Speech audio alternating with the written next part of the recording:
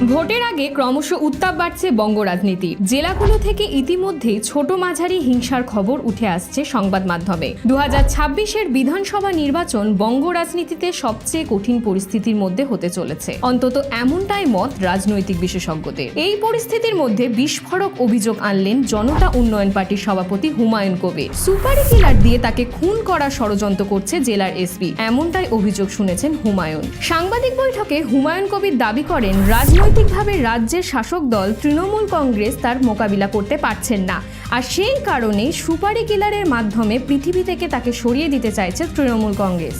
এই ক্ষেত্রে মিডল ম্যানের কাজ করছে জেলা পুলিশ সুপার। এসপি আবার আমাকে খুন করার জন্য ঠিকে নিয়ে এসছে।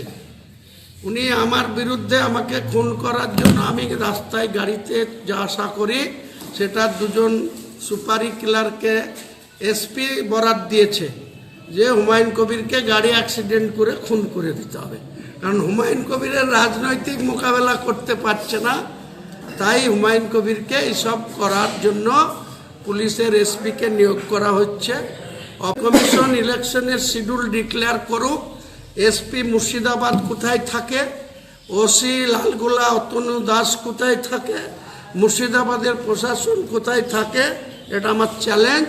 পাশাপাশি হুমায়ুন দাবি করেছেন, তার ক্ষতি করতে না পেরে তার দলের এক অনুগামী ছেলেকে পুলিশ মিথ্যা মামলায় ফাঁসিয়ে থানায় আটকে রেখেছে। আগামী দিনে সেই ছেলেটিকে ছাড়া না হলে 1 লক্ষ লোক নিয়ে গিয়ে বেলডাঙ্গা থানা ঘেরাও করবেন তিনি। আমার কিছু করতে না পেরে শফিক বলে একটা তার ছেলেকে ধরে নিয়ে এসে আটকে রেখেছে।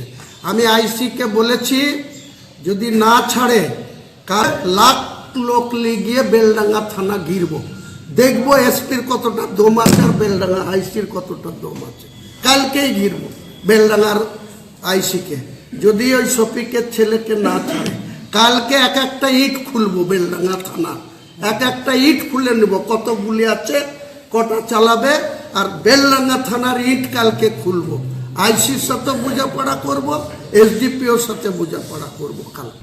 জেলার পুলিশ সুপার এবং বেলডাঙ্গা থানার আইসিকে কড়া হুঁশিয়ারি দিয়েছেন হুমায়ুন কবির। এখন দেখার রাজ্যের শাসক দল এবং পুলিশ প্রশাসন এই ধরনের পরিস্থিতির কিভাবে মোকাবিলা করে। নিজস্ব প্রতিবেদন, নিউজ ইন্ডিয়া।